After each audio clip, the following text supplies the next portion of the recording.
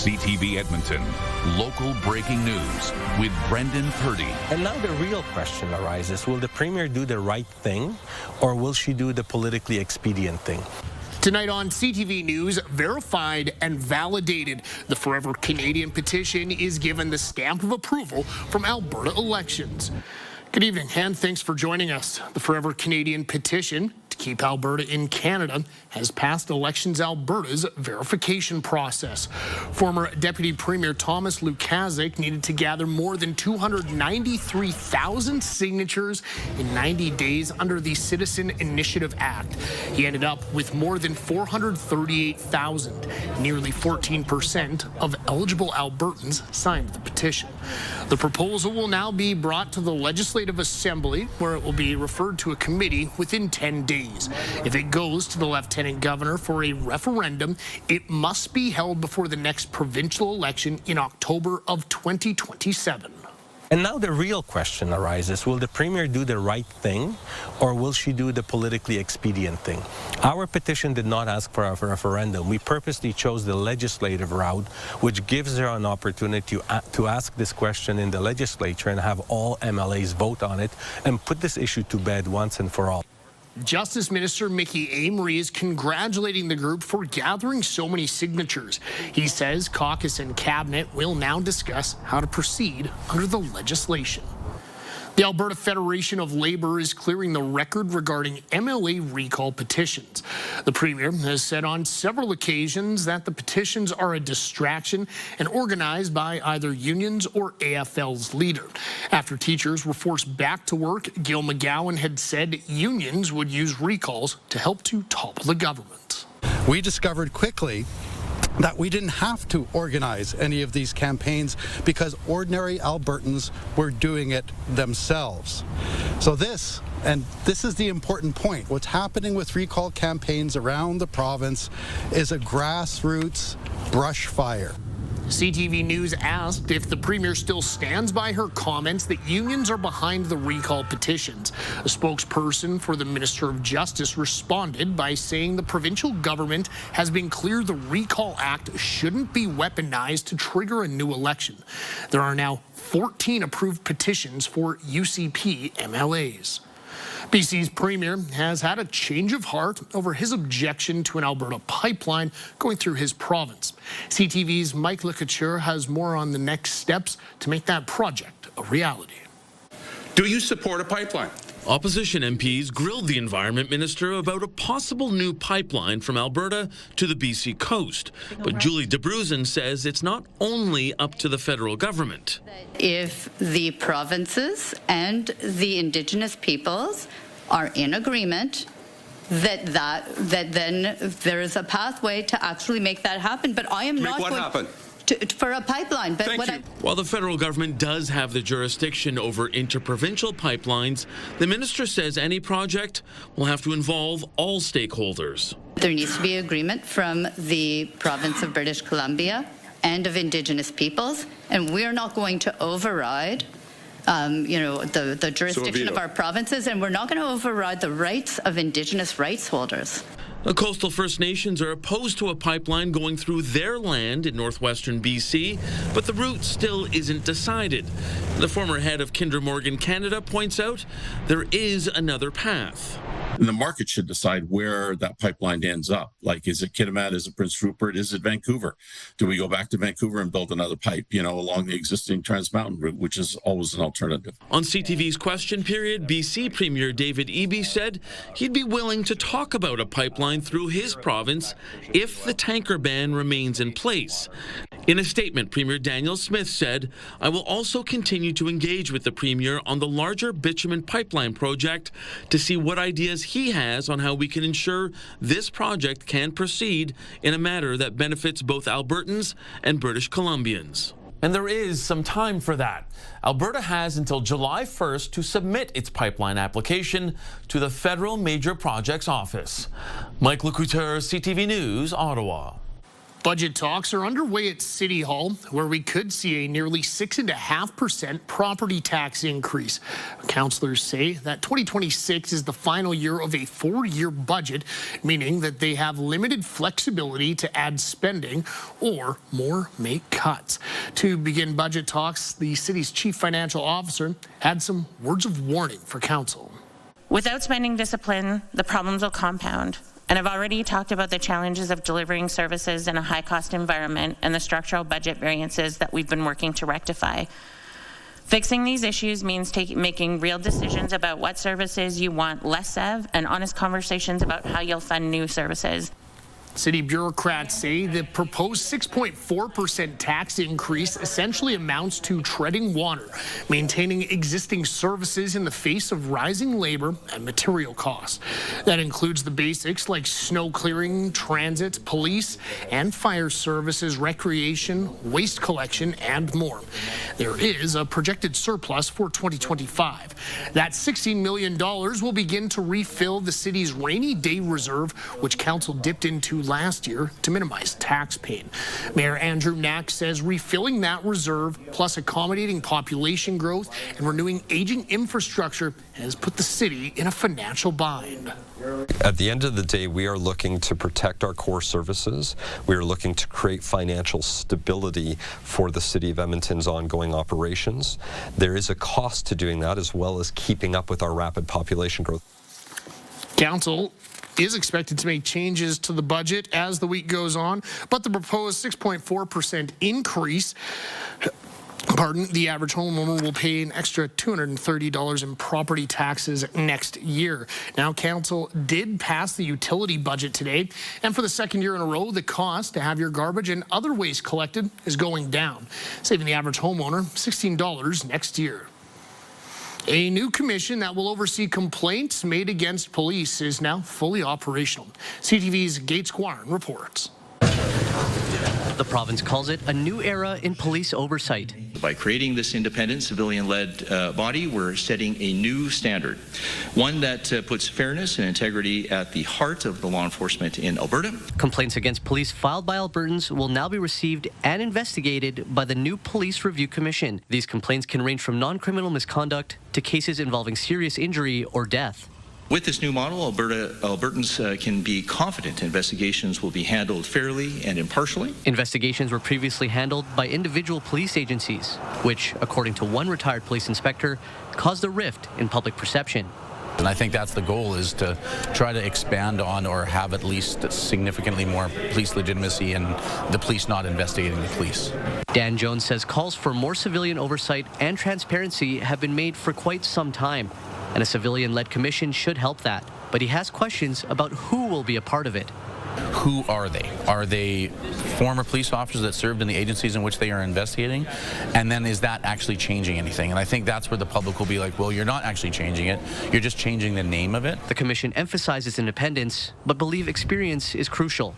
You can rely upon their investigative expertise, but at the same time make sure that we're truly not having police ultimately investigating police and making the final conclusions. The commission is mandated to finish investigations within 180 days. Complaints can now be filed on the commission's website. Gates Guarin, CTV News, Edmonton. A jury trial started today for a Beaumont man accused of killing his girlfriend. She disappeared in July of 2023. Her body was found 10 days later. CTV's Amanda Anderson has the latest from the law courts in Wetaskiwin. A second-floor courtroom was packed first thing this morning as a jury was selected for a second-degree murder trial. The process took about an hour. Kenneth Skelly is accused of killing his girlfriend, Teresa Oberle. The 40-year-old mother disappeared from Beaumont in July of 2023. Her body was found near Whitecourt 10 days later. 7 men and 5 women were selected for the jury. They made a brief appearance in the courtroom to be told the trial will officially start tomorrow. Kenneth's trial is scheduled for 2 weeks. Amanda Anderson, CTV News, Wetaskiwin. The province is pushing back on the federal government's gun buyback program and other federal gun laws. The premier says a motion will be introduced in the legislature this week to defy that program. CTV's Nerman Issa has the story. I got a little tip for low-life criminals out there. If you don't want to get shot, don't break into someone's house. The Premier has federal gun laws in her crosshairs. Danielle Smith says her government will introduce a motion through its Alberta Sovereignty Within the United Canada Act. If passed in the legislature, instruct all provincial entities, including our municipalities and law enforcement agencies, to refuse to enforce or prosecute under the federal gun seizure program. Ottawa's voluntary gun buyback program for businesses has collected more than 12,000 assault-style firearms. Now a pilot program for individuals has been rolled out in Nova Scotia. Lawful firearms owners are not the problem within not just the province of Alberta, but within Canada. While the Premier hinted at instructing those in authority on what to do, the Public Safety Minister is reining it in. We do not direct law enforcement. I was there. I know what the Premier said, but I have to be clear. We do not direct law enforcement.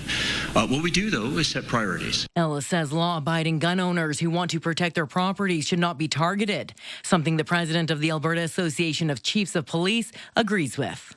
We're not interested in utilizing the limited police resources we have on a gun buyback program. One political science professor says there are many legal questions on what the Premier is proposing. What about a police officer who ignores that and charges someone? Do they get fired? What about a Crown prosecutor who lays charges? Do they get fired? We don't know where this will go. The province is expected to release more details on Tuesday. Naramisa, CTV News, Edmonton. The federal government responded in a statement late this afternoon. Public Safety Canada says, should provincial laws put in place by the Alberta government impede or limit the collection process for compensation in the ASFCP, those who participated in the declaration wouldn't be directed to the next step of submitting a claim and scheduling an appointment. They would have to export, deactivate, or turn prohibited weapons into police without compensation before the end of the amnesty periods or risk criminal liability, including for illegal possession. A load that takes up the entire width of the highway is now out of the city and will continue its journey onto Fort Saskatchewan tomorrow. The 870,000 kilogram caustic wash tower is currently parked on the side of Highway 14 near Highway 21. It was moved here overnight from the Dacro site in South Edmonton. Its journey to the Dow Chemicals site will continue tomorrow morning starting at 7. The province says it will go a maximum of 30 kilometers an hour and occasionally travel against the flow of traffic, so lanes will be blocked off. Tomorrow's route will continue down Highway 14 east until just after Towfield, when it will head north on Highway 834, then west on Highway 15 to Range Road 220, then turn north, then west onto the Dow site. Also happening tomorrow, a smaller but still very large load will start its journey from Lloydminster to the Fort McMurray area. The 263,000 kilogram water tank will spend much of the trip on Highway 63 in the evening hours and will reach its destination on Friday. The city is reminding transit users when 2025 ends, so does the use of paper tickets. Tickets with an expiry date of December 31st, 2023, and a family or day pass with a 2024 expiration date will no longer be accepted. Transit riders can pay with ARC cards, ARC tickets, or cash. Starting in January, the orange paper ticket validators will be removed from LRT stops. They'll be replaced with additional ARC validators. The city says it'll take about 2 months to remove all of the old validators. The Edmonton Oilers have returned from the road and are set to begin a lengthy homestand. The team defeated the Seattle Kraken on Saturday night, riding the return of forward Ryan Nugent-Hopkins in the victory. The Oilers have been criticized for playing with low energy in some recent losses. Today, head coach Chris Knobloch spoke about the difference in the team's play against the Kraken. I also like our players' engagement. They were a little bit fired up, and we took some more penalties than we would like to, but there was a lot of energy and a lot of togetherness on the bench and on the ice, which I think is very important to play an entire season. Practices this week. The Oilers host the Minnesota Wild tomorrow night. HIV Edmonton and local community groups are marking World AIDS Day with a call to action.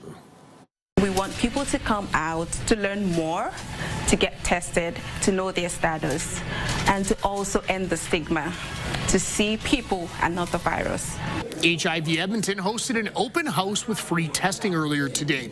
New data released by the Public Health Agency of Canada shows that in 2024, there were 1,826 new HIV diagnoses, except in Quebec. That marks a small decline in the national rate. Ottawa says the virus still remains a concern here in Canada, with disproportionate impacts felt among populations experiencing health and social inequities. Just ahead, a pipeline proposal, the province's path forward to get Alberta oil to the BC coast. Plus, unpacking the United Conservative Party. We revisit this past weekend's UCP AGM. We gotta look at saving Alberta and doing what we have to do to save it. Good evening, folks. Warm one today, 2 for a daytime high, but temperatures will be falling through the course of the day. Tomorrow should be 6 or 7 degrees below zero by supper time tomorrow. Take a closer look at that and the rest of your forecast in just a few minutes. Programming brought to you by James H. Brown Injury Lawyers, the heavy hitters of injury law. Welcome back. BC's Premier has had a change of heart over his objection to an Alberta pipeline going through his province. But it comes with a caveat. Excuse me. Alberta Premier Danielle Smith believes a pipeline agreement can happen. CTV's Tyson Fedor reports. We just want pipelines to be boring again, to quote our Prime Minister. That was a bit of a joke. Speaking to hundreds of Canadian energy sector workers, Premier Danielle Smith says the future is bright for oil and gas. In 2025, we created over 80,000 jobs. And so when we start thinking about growing this industry again, when we start thinking about removing the barriers for increase in production, getting access to broader markets, that means we're going to be putting more people to work. This comes on the heels of last week's Memorandum of Understanding between Ottawa and Alberta. A bitumen pipeline project has faced staunch criticism from BC's Premier and coastal First Nations. But speaking with CTV's Question Period, Premier David Eby says he's willing to discuss a new pipeline. If we can agree that the oil tanker ban is going to stay in place, then let's have those conversations. I think that would make life a lot better and easier in British Columbia in terms of our relationship with coastal First Nations. We want to get as much buy-in, and we want to have as much benefit for British Columbians as we possibly can, and that includes British Columbia First Nations. But with concerns around oil spills in the Hecate Strait, would a pipeline be beneficial elsewhere? One former pipeline executive believes so. And the market should decide where that pipeline ends up. Like, is it Kitimat? Is it Prince Rupert? Is it Vancouver? Do we go back to Vancouver and build another pipe, along the existing Trans Mountain route, which is always an alternative? But the feds say any interprovincial pipeline needs the consent of all those involved. If the provinces and the Indigenous peoples are in agreement, that then there is a pathway to actually make that happen. But I am not going... What happened? For a pipeline. But Alberta has until July 1st to submit a pipeline proposal to Ottawa's Major Projects Office. Tyson Fedor, CTV News, Calgary. Members of the United Conservative Party have had a chance to digest Alberta's new deal with Ottawa for a potential pipeline. The Premier says this puts the province in a better position within our country. However, some members still think that separating is the best path. CTV's Connor Hogg has more. How many of all of us favor a free and independent Alberta?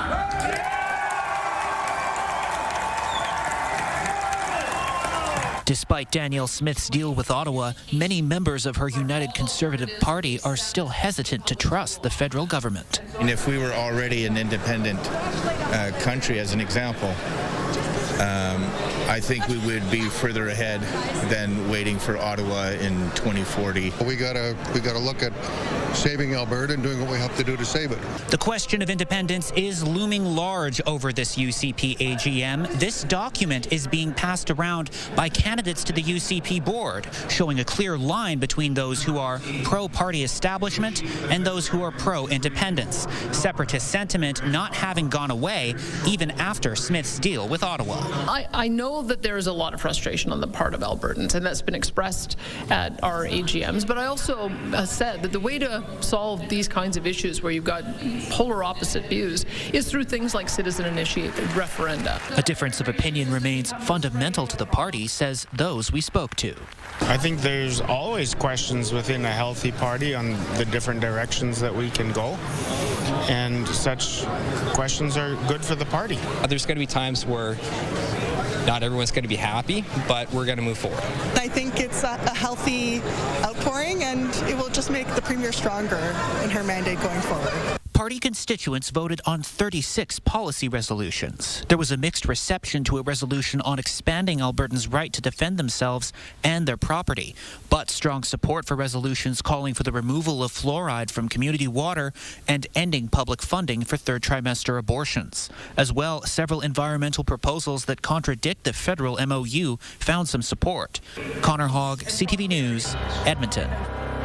Coming up, hurry hard on the pebbled ice. We check in with some local curlers who will be representing Canada at the Winter Olympics. We didn't just build this team to win the Olympic trials. We tried to build this team to win an Olympic gold medal. So this was another step in that direction. Tuesday in your morning, we begin a day of giving, and you can take part by helping us build our toy mountain. Plus, we're counting down the best songs of the holidays. Have your say on the text line. We'll see you tomorrow. Your Morning Edmonton, weekdays. Help us build a mountain of toys. Donate today at ctvedmonton.ca.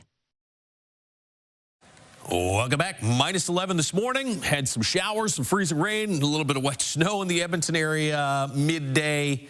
And then temperatures climbed to 2 degrees. Now, we're going to see temperatures fall through the course of the day tomorrow on the backside of this cold front. And there may be some more light snow that falls through the early morning hours tomorrow. But everything that was all sloppy and wet today, I think, starts to freeze over through the course of the day tomorrow.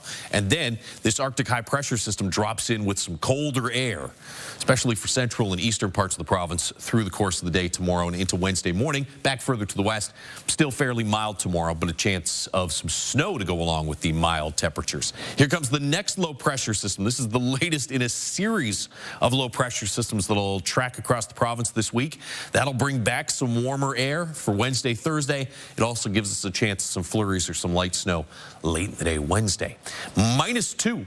In Edmonton tomorrow morning should be around -15 in Fort McMurray, -6 range in Grand Prairie. By tomorrow afternoon, temperatures around -13 in Fort McMurray, Grand Prairie, -2 for an early afternoon temperature. I think by supper time, you're probably somewhere in the -8 range, -7 by tomorrow afternoon. In Red Deer, as temperatures will slide through the day. And here in the city, -2 range in the morning, -6 range in the afternoon, with that chance of snow early in the morning, and then just mostly cloudy skies through the rest of the day. Chance of late day flurries on Wednesday. We're back to 0 that Wednesday, and then 2 with the chance of some snow Thursday. Cold air for Friday, Saturday. Look at that, -12, -14, but it's short-lived. By Sunday, some milder air starts to return, and we're right back to around or above 0 by early next week. That is your forecast. No strangers to the spotlights. The teams of Brad Jacobs and Rachel Homan will be representing Canada at the Olympics on the pebbled ice in February. CTV's Merrick Cash spoke with a member of Team Jacobs who calls St. Albert home. Another trophy on the shelf for Mark Kennedy. The St. Albert native is fresh off helping Team Jacobs clinch a spot at the Winter Olympics in February. We didn't just build this team to win the Olympic trials. We tried to build this team to win an Olympic gold medal. So this was another step in that direction, and we'll try to play that well when we get to Cortina and try to bring it home. Kennedy calls the St. Albert Curling Club home. So exciting to have him come out of the St. Albert Curling Club as a junior, as an ambassador for our club, as he competes internationally. This will be Kennedy's 4th time wearing the Maple Leaf at the Winter Olympics. Brian Koopsch has watched every one of Kennedy's Olympic appearances. He joined the club back in 1968. To have the privilege of watching him grow up, he was in our Little Rock program here. He was on my high school team, and then he played with his dad, and we played against him for years with his dad, and then They got his dad to coach full-time. Kennedy continues to help out the juniors at the St. Albert Curling Club. Teaches them how to sweep, talks about how to manage rocks, spends time with all of them, learns their names. He's really fantastic at just being very approachable. Kennedy has 2 months to prepare for the games, where he hopes to add another medal to his trophy case. Merrick Takash, CTV News, St. Albert. Hard to believe we're already talking about the Olympics. Just blink and they'll be here. All right, that's all from us on this Monday night. Thanks for kicking off your week with us. We'll see you back here tomorrow, same time, same place. Take care and bye for now.